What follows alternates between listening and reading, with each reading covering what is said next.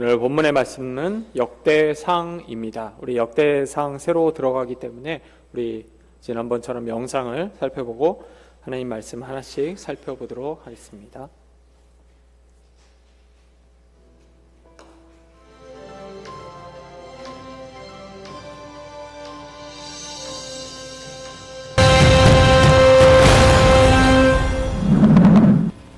안녕하세요. 이번에는 역대기 상하에 대해 살펴보겠습니다. 역대기는 사무엘서나 열왕기서와 마찬가지로 원래 한 권의 책이었는데 후대에 둘로 나뉘었습니다.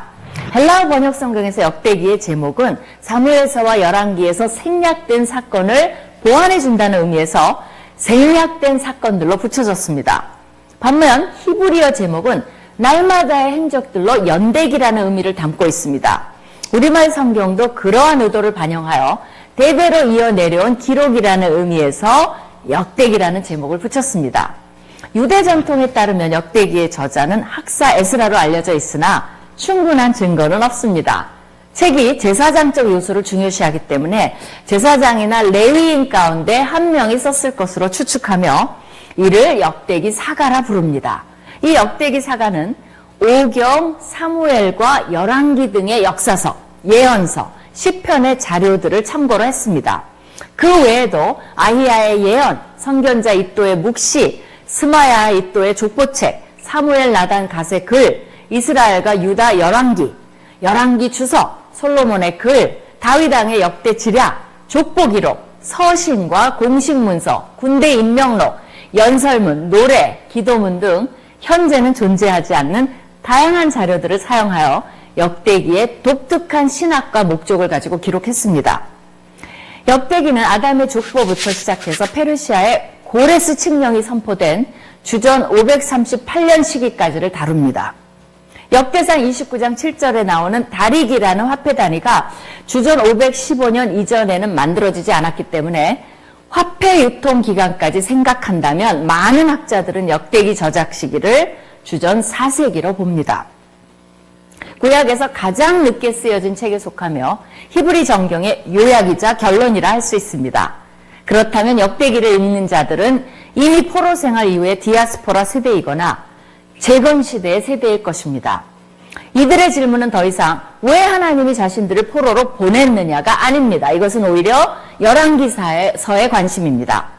오히려 이들은 포로 생활로부터 오래 지났기 때문에 자신들의 정체성을 찾아야 했으며 자신들이 누구인지에 대한 뿌리와 이제 자신들은 무엇을 하며 어떤 희망과 목표를 가지고 살아야 하는지에 대한 질문을 가지고 있었습니다.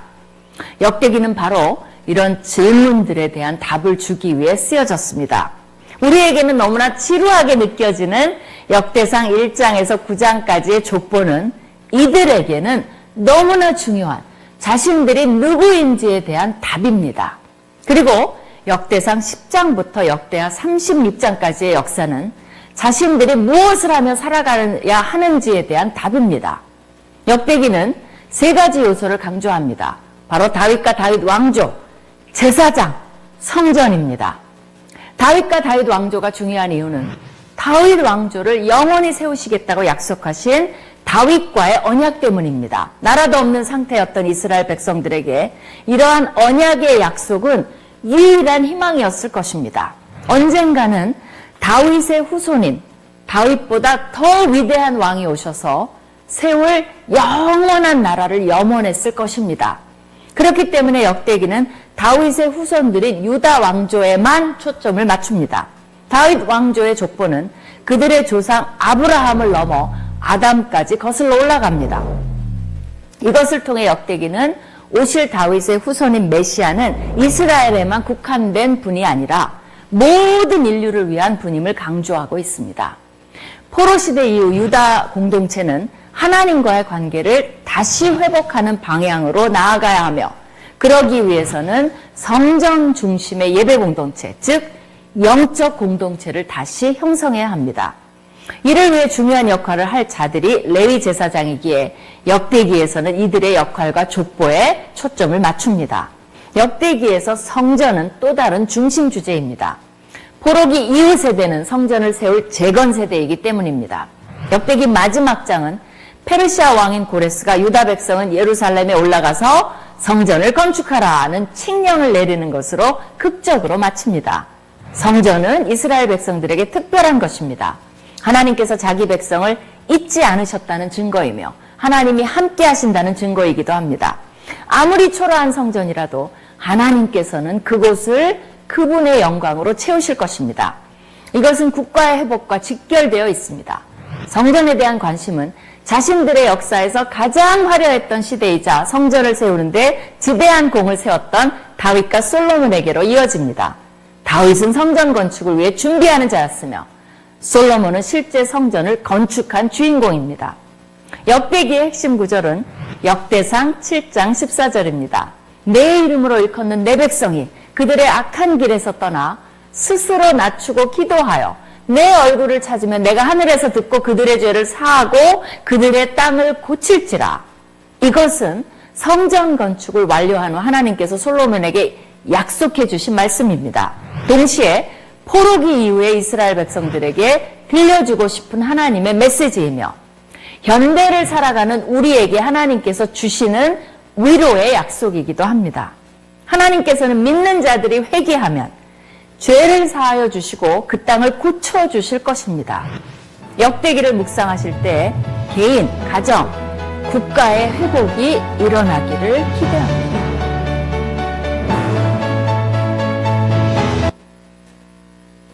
(6월) 둘째 주 그룹 큐티 나눔입니다. 제목은 언약의 자손입니다. 우리 첫 번째 질문부터 우리 빠르게 한번 살펴보도록 하겠습니다. 1번 유다 지파의 언약 자손 계보는 포로기 이후에도 지속됩니다. 첫 번째 질문입니다. 다윗의 아들 중에 누가 왕위를 이어받았습니까? 라고 되어 있습니다. 다윗의 아들 중에 누가 왕위를 이어받았죠? 예, 너무 잘하십니다. 솔로몬이죠. 굳이 찾아볼 필요도 없죠. 조금 어려운 질문 한번 해보겠습니다. 여러분, 다윗의 아들은 몇 명 정도 있었죠? 네 명이요. 네, 4명 이상일 수도 있겠지만, 이제 성경에 보통 드러나는 인물은 4명입니다. 첫 번째는 암논이고요. 두 번째 압살롬, 그 다음에 아도니아, 그리고 솔로몬이 있었는데, 솔로몬이, 심지어 바세바의 그 아들인데, 왕위를 이어받습니다. 암논은 압살롬의 여동생을 건드려서 나중에 압살롬이 암논을 죽여버리죠. 그래서 없어지고요. 이 사건으로 인해서 아빠한테 혼날까봐 압살롬이 도망을 갔다가 다시 여차저차 해갖고 왕궁으로 돌아오는데 그때 압살롬이 아버지 다윗이 있음에도 불구하고 쿠데타를 일으킵니다. 그러다 전쟁에서 죽게 되죠. 그런가 하면 솔로몬이 왕이 되어야 되는데 아도니아 역시 자기 스스로 왕이 되려고 하다가 죽게 됩니다. 이렇게 해서 솔로몬이 왕이 되었다고 이제 기록이 되어 있습니다. 사실 성경에도 하나님께서는 이렇게 명확하게 솔로몬이 왕이 될 것을 이제 분명하게 이야기를 하고 있기도 합니다. 우리 두 번째 질문 보도록 하겠습니다. 여고냐의 자손 중에서 누가 포로 귀환 공동체의 지도자가 됩니까? 라고 되어 있는데요. 3장 19절에 나와 있는데 스룹바벨입니다. 이 질문과 관련해서 중요한 인물이 3명이 있습니다. 첫 번째는 여고냐 또는 여호야긴이라고 불리는 왕이고요. 두 번째는 그 조카 관계죠. 삼촌과 조카 관계인 시드기야입니다. 그리고 마지막 하나가 방금 우리가 살펴봤던 스룹바벨입니다. 우선 여고냐는 바벨론 침공 때 포로로 끌려가지만 그 상황 속에서 왕의 지위를 회복을 합니다. 근데 그 아들이 아니고 손자인 스룹바벨이 이스라엘의 지도자가 됩니다. 자, 여고냐가 포로로 끌려가는 그 상황 속에서 왕의 지위를 회복하지만 이제 뭐 다스릴 수 있는 통치권이 없잖아요. 이때 그 삼촌이라고 할 수 있는 시드기야를 바벨론이 지도자로 세웁니다. 하지만 시드기야는 하나님의 말씀에 순종하지 않고 저항을 하다가 결국엔 멸망하게 되죠. 그러면 시드기야의 자녀가 왕이 되거나 해야 되는데 성경을 보니까 여고냐가 왕위를 지위를 회복해서 그런지 여고냐의 아들이 아닌 손자 스룹바벨이 합법적인 지도자, 통치자가 되어 있다고 이야기를 합니다. 나눔 1입니다. 비록 여고냐, 즉 여호야긴은 바벨론으로 끌려갔지만 다윗 왕조의 정통성을 잇는 마지막 왕입니다. 그의 후손인 스룹바벨은 백성이 유배지에서 돌아왔을 때 지도자가 됩니다. 시대는 변하지만 하나님의 약속은 변함없이 성취됩니다. 하나님, 우리 삶 속에서 변함없이 이뤄가시는 약속은 무엇인지 나누어 봅시다 라고 되어 있습니다. 제가 설교할 때 몇 번 이야기를 했지만 우리 개혁파 교회의 다른 표현, 개혁 신학이라고 할 때 이 다른 언어는 언약 신학이죠. 그래서 우리는 언약을 굉장히 중요시 여깁니다. 잘 모르는 이렇게 다른 교파들이 자꾸 예정론 뭐 이렇게 얘기하는데, 우리는 언약이 굉장히 중요합니다. 언약이 우리 성경을 읽어내려가는데 뼈대인데, 통상 언약을 이야기할 때 5명 정도를 이야기를 합니다. 첫 번째가 아담이죠. 하나님과 아담이 맺은 언약. 두 번째가 노아입니다. 세 번째가 아브라함. 네 번째가 모세고, 마지막이 예수 그리스도, 마지막 아담인데, 요 사이에 다윗을 넣기도 하고 빼기도 합니다. 저는 개인적으로 공부를 할 때 다윗을 뺐는데, 오늘 본문은 다윗을 이제 집어넣었죠. 근데 이 언약이 중요한 이유 중 하나는, 하나님께서는 여기 방금 전에 우리가 읽은 것처럼 시대가 변해도 그 약속이 변하지 않는다는 것을 보여주기 위해서죠. 보통 이 본문의 말씀은 선택받은 아브라함의 자손의 라인을 보여주고 있습니다. 아담이 하나님과의 언약을 깨죠. 그리고 나서 세상을 다 전복시켜도 되지만 하나님께서는 노아와 언약을 맺으면서 이 세상을 유지시키십니다. 그리고 나서 시간이 흘러 하나님께서 창세기 12장이죠. 아브라함을 불러다가 구원의 약속을 하세요. 요 아브라함과 약속을 한 것이 창세기 15장 17절 그리고 17장에서 언약으로서 다시 등장을 하죠. 쪼개진 고기 사이로 횃불이 왔다 갔다 하는 장면을 보여줌으로써 이건 생명과 죽음을 나타낸다고 이야기를 합니다. 그래서 요 아브라함의 자손들이 결국 하나님의 백성이라고 할 수 있고, 또 요 아브라함 언약을 가리켜서 다른 말로 하나님 나라의 시작 혹은 하나님 나라의 서막이라고 얘기를 합니다. 근데 요 라인에 들어가는 한 사람이 누구냐면 바로 다윗입니다. 그리고 이스라엘 역사에 있어서는 다윗이 굉장히 중요한 사람이죠. 얼핏 보면은 우리가 방금 살펴봤던 솔로몬이나 스룹바벨 이 내용을 얼핏 보면 언약이 끊어지는 것 같아요. 그런데 성경은 끊임없이 이렇게 얘기하죠. 시대가 변하고 우리가 느끼는 것, 바라보는 게 아닌 것 같다 할지라도 하나님의 변하지 않는 약속인 언약은 끊어지지 않고 완성되어 간다는 것. 아주 쉽게, 조금 더 쉽게 이야기하자면, 여러분, 모세는 약속의 땅에 들어가지 못했습니다. 하지만 하나님께서 약속하셨던 그거는 여호수아에게 바톤 터치가 돼서 성취가 되는 죠. 하나님이 우리를 부르셨을 때, 또 오늘 본문 말씀의 제목이 언약의 자손인 것처럼 하나님께서 우리를 부르셨다는 것은 언약의 성취를 보여주시겠다는 것과 같다고 할 수 있습니다. 두 번째 살펴보도록 하겠습니다. 하나님은 백성의 결핍과 필요를 외면하지 않으십니다. 우리 두 개의 질문을 먼저 보겠습니다. 야베스의 기도와 관련된 건데요. 1번, 고통이라는 이름을 안고 태어난 야베스는 어떤 기도를 드립니까? 4장 9절과 10절 말씀을 우리 한번 같이 읽겠습니다. 야베스는 그의 형제보다 귀중한 자라.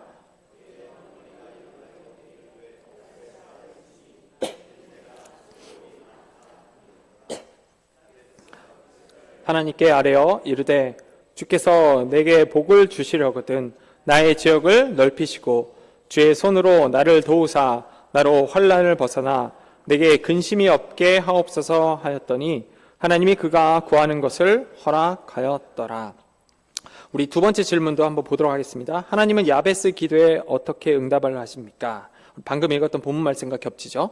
첫 번째 질문에 대한 답은 이렇게 됩니다. 나에게 복을 주시어 내 지역을 넓혀 주시고 나를 도우사 환난에서 벗어나 근심 없게 하옵소서. 야베스가 했던 기도 전문이죠.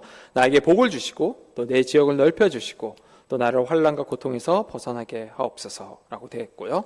두 번째 질문에 대한 대답은 하나님은 야베스 기도에 어떻게 응답하셨습니까? 라고 했을 때 하나님께서 야베스의 그 간구함, 진실한 간구에 대해서 응답했다라고 할 수 있습니다. 이 두 가지 질문은 야베스의 인생과 동시에 우리에게 도전을 주고 있습니다. 야베스 기도 굉장히 유명하죠. 보통 우리나라도 그렇지만 성경에 나오는 고대 근동 상황 속에서도 그렇고요. 옛날 사람들은 이름이 가지는 의미를 굉장히 중요하게 여겼다고 합니다. 성경에 나오는 이름을 가만히 보면 그 사람이 살아간 운명을 이제 가리키죠. 예를 들어 아벨의 뜻은 헤벨인데 한숨이죠. 제가 후 하고 숨을 불면 이 숨 어디 갔죠? 사라졌어요. 금방. 마찬가지로 아벨의 인생도 그렇게 금방 사라진 인생이었습니다. 야베스의 뜻은 고통, 고난을 가리킨다고 합니다. 그러니까 야베스가 태어났을 때 그의 인생은 고통과 고난으로 얼룩져 있고 처음부터 끝까지 그의 인생은 암흑기라고도 할 수 있어요. 근데 야베스는 이런 자신의 이름에 담겨져 있는 운명을 거부합니다. 그리고 어떻게 하죠? 하나님께 나아가죠. 그러면서 기도를 합니다. 주님, 나를 축복하여 주시옵소서. 내 지역을 넓혀주시고 또 그럴 때마다 내 삶 속에 다가올 수 있는 어떤 환난과 고통에서는 벗어나게 하옵소서라고 적극적으로 주님께 나아가 기도를 하고 하나님께서는 그 기도와 마음을 들으시고 그의 인생을 바꾸십니다. 이 야베스 기도하면 제가 떠오르는 게 몇 가지가 있는데 야베스 기도하면은 10년쯤 되지 않았나 합니다. 우리나라에 불티나게 팔린 책이 있습니다. 말 그대로 야베스의 기도입니다. 제가 저자 이름이 아직도 기억나는데 브루스 윌킨스 책이죠. 제 그 룸메이트가 책을 사서 안 읽고 있길래 제가 화장실 가서 이렇게 죄송합니다. 이렇게 똥 싸면서 이렇게 보고 있었거든요. 처음에는 내용이 그럴싸해요. 브루스 윌킨스가 그런 얘기를 합니다. 주님은 못하시는 게 있는데 자기가 한 말을 어기는 걸 못한대요. 그러면서 야베스의 기도대로 하면 하나님께서는 들어주실 수밖에 없다고 얘기를 하시는 거예요.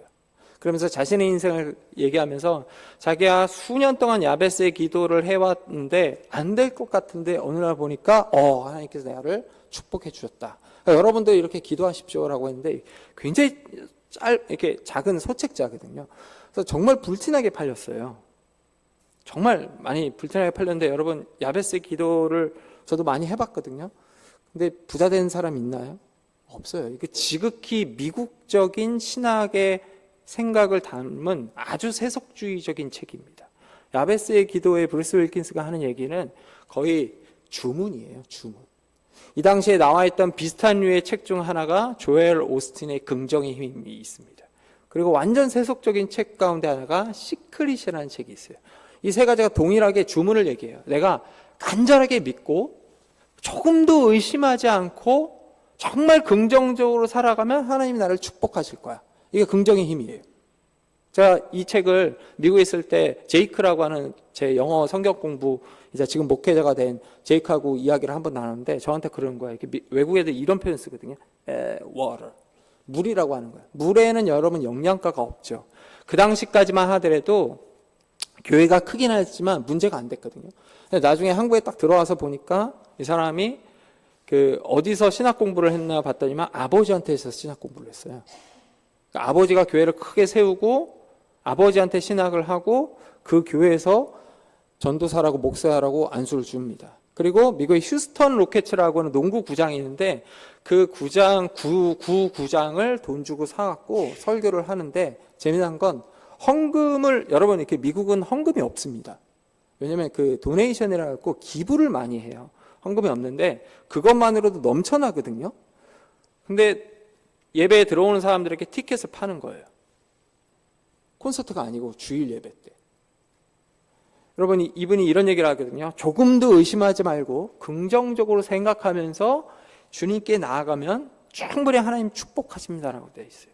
여러분 그 기도해갖고 축복 받은 사람 있나요? 있죠. 누구죠? 티켓을 팔아서 예배를 드렸던 조엘 오스틴 목사죠. 나머지는 아니에요. 이게 주문이에요, 주문. 그런가 하면 시크릿이라는 책 동일합니다. 이 시크릿이라는 책을 보면 우주의 기운이 나를 복받게끔 인도한다고 얘기해요. 야베스의 기도는 주문이 아닙니다, 여러분. 성경에 나와 있는 것은 일편천율적으로 누구나 이렇게 기도하면 하나님께서 축복해 주다 그 얘기가 아니에요.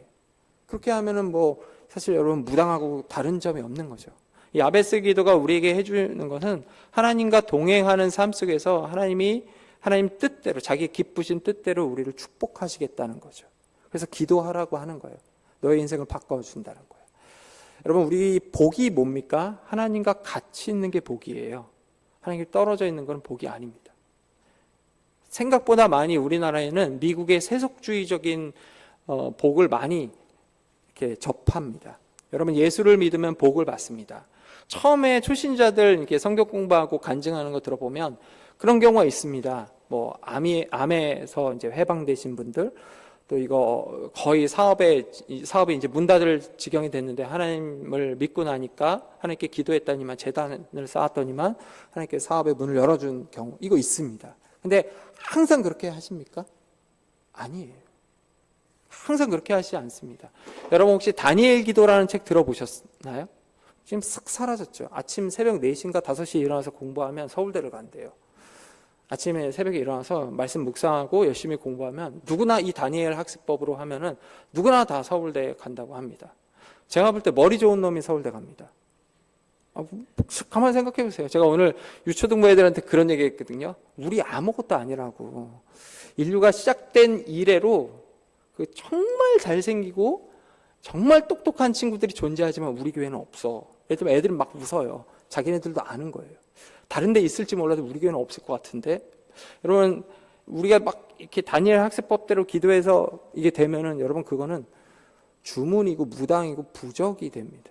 우리가 하나님께 나아가서 기도한다는 것은요, 하나님께 나아가 복을 받는다는 것은 그런 게 아니에요. 하나님께 뭐를 얻을 게 이게 아니라 하나님과 함께하는 것 자체가 복이라는 걸 우리가 누리려고 하는 겁니다. 부모님과 함께 있는 게 복이지, 부모님의 이렇게 지갑에 있는 뭔가를 자꾸 받으려고 하는 게 복이 아니죠. 복은 하나님과 함께하는 겁니다. 예수를 믿어도 어떤 사람들은 가난할 수 있습니다. 아플 수도 있고요. 또 어떤 사람들은 부유하게 될 수도 있고요. 좋은 학교에 갈 수도 있습니다. 그건 자기 노력이에요. 기도를 이렇게 한다고 해서 되는 게 아니라 하나님께서 하고 싶은 얘기는, 하나님께서 오늘 이 본문의 말씀을 통해서 우리에게 하고 싶어 하시는 말씀이 있다면 그거는 나와 함께 있는 게 복이 아니냐. 너의 인생을 놓고 포기하지 말고 나에게 기도하자. 나와 함께 하자. 이거라고 할 수 있습니다. 3번 질문입니다. 유다 지파 영역 안에서 비좁게 살던 시몬 지파 일부는 어떤 행동을 합니까? 우리 이 본문의 말씀 한번 보도록 하겠습니다. 4장 39절에서 43절인데요. 4장 39절에서 마지막 절까지요. 그들의 양떼를 위하여 목장을 구하고자 하여 골짜기 동쪽 그돌 지경에 이르러 기름지고 아름다운 목장을 발견하였는데 그 땅이 넓고 안정되고 평안하니 이는 옛적부터 거기에 거주해온 사람의 함이 자손인 까닭이라. 이 명단에 기록된 사람들이 유다 왕 히스기야 때에 가서 그들의 장막을 쳐서 무찌르고 거기에 있는 모운님 사람을 쳐서 진멸하고 대신하여 오늘까지 거기에 살고 있으니 이는 그들의 양떼를 먹일 목장이 거기에 있음이며, 또 시므온 자손 중에 500명이 이시의 아들 블야다와 느아랴와 르바야와 우시엘을 두목으로 삼고 세일산으로 가서 피신하여 살아남은 아멜렉 사람을 치고 오늘까지 거기에 거주하고 있더라. 유다 지파 영역 안에서 비좁게 살던 시므온 지파 일부는 어떤 행동을 했습니까? 시므온 지파 일부가 그들과 세일산을 새로 개척하여 이주했다고 기록이 되어 있습니다. 가나안 전쟁 정복, 여호수아가 바톤을 이어받은 다음에 가나안 땅 혹은 약속의 땅이라고 하는 곳에 들어가서 땅을 점령하고 나서 약속대로 땅을 이제 분배를 받죠. 이때 시므온 지파가 받은 땅은 유다 지파 지경 안에 있었습니다. 그래서 시므온 지파는 항상 눈을 들어서 양쪽을 막 이렇게 살펴봐도 유다 지파들이 보이는 거예요. 그래서 시간이 흘러다 보니까 주변에 다 유다 지파가 있으니까 시므온 지파의 일부는, 또 되게 많게는 시므온 지파와 유다 지파가 서로 융합이 되곤 합니다. 시므온 지파가 거의 사라진 거죠. 근데 이 오늘 본문의 말씀을 보니까 전부 다 시므온 지파 전부 다가 유다 지파에 융합된 것이 아니라, 서로 합쳐진 것이 아니라 어느 일부는 자신의 지파의 정체성을 지키면서 거기서 더 나아가 새로운 영토를 개척했다라고 이야기를 합니다. 여러분, 우리의 정체성이 뭐죠? 크리스찬입니다. 맞나요? 우리의 정체성은 크리스찬입니다. 시므온이 유다 지파에 둘러싸여 있었지만 그들의 정체성은 시므온 지파 그 자체였습니다. 그리고 그들은 자신의 정체성을 지키면서 개척하면서 살아가기도 했죠. 우리의 정체성은 크리스찬입니다. 이 크리스찬이라는 정체성이 가장 잘 나타나는 곳이 어디죠? 교회 밖 세상입니다. 세상에 있을 때 우리가 누구인지가 명확하게 드러납니다. 우리가 세상이라는 환경 속에 둘려 있을 때 우리의 정체성이 뭔지가 분명하게 나타나요. 어떤 사람들은 시몬의 일부처럼 융합됩니다. 세상과. 좋은 게 좋은 거지 하면서. 어떤 사람들은 자신의 신앙을 지키기 위해서 세상과 완전히 등을 지고 살아가요. 실제로 그런 사람들 있죠. 또 어떤 사람들은 교회에서는 크리스찬, 세상에서는 크리스찬을 포기합니다. 소위 두 왕국, 루터처럼 살아가는 삶이라고 할 수가 있죠. 하나님께서, 특별히 여러분 개혁파 장로교회에게 하나님께서 말씀하신 것, 우리 믿음의 선배들이 따랐던 모습은 뭘까요? 세상에 나가서 빛으로 살라고 하는 겁니다. 여러분, 이 빛으로 살라고 할 때 우리가 유념해야 될 게 하나가 있는데, 저도 어렸을 때 그 낮은 울타리라는 책을 보면서 이게 맞아 라고 생각했거든요. 낮은 울타리라는 책을 보면 표현은 명확해요. 문화 변혁이라는 표현을 쓰면서 세상에 나가서 그리스도인들이 빛으로 살고 문화를 변혁을 시켜야 된다, 이렇게 얘기를 해요. 근데 거기서 얘기하는 것들을 가만히 보면 이런 거예요. 우리가 누리고 있는 것들, 음악, 영화, 정치, 이 모든 것들은 다 악에 불과하다는 겁니다. 제 친구가 교단을 이제 옮겼는데 아버지가 굉장히 보수적인 교단 목사님이세요. 담임 목사님이신데 제가 한번 그 대학교 때 수예배를 쫓아서 갔는데 친구가 기타를 굉장히 좋아하거든요. 그래서 찬양 인도를 열심히 했어요. 그래서 기타를 이렇게 놓고 자리로 내려가니까 아버지가 이제 목사님이시니까 설교하러 올라오시면서 어떻게 하냐면 기타와 드럼과 이 악기가 있는 것들을 비기 싫다고 이쪽에서 또 커튼을 이렇게 잡고 쭉 닫고 가시는 거예요. 그분은 제가 한번 따로 얘기해 보니까 이런 얘기를 하시는 거예요. 이 모든 악기들은 우리나라로 따지면 무당들이 했던 거랑 뭐가 다르냐, 저 드럼 소리. 그리고 또 얘기하는 게 가인의 후손들이 이거 썼던 거 아니냐 하면서 굉장히 싫어하세요. 근데 여러분, 우리 안에는 일반 은총이라고 하는 하나님께서 주신 약속이 있어요. 노아 언약에서 분명하게 얘기하시죠. 이 땅에 있는 것들을 누리라. 그냥 누리는 것이 아니라 창조의 질서, 내가 처음 세상을 창조했을 때 그 아름다운 모습이 드러내라라고 얘기하는 아름다운 유산이 있습니다. 심지어 여러분 성경 이사야서 60장과 요한계시록 21장을 보면 여러분 이 땅에 있는 우리가 누렸던 이 문화무들이 불의 심판을 거쳐서 하나님 나라에 유입된다고 얘기를 해요.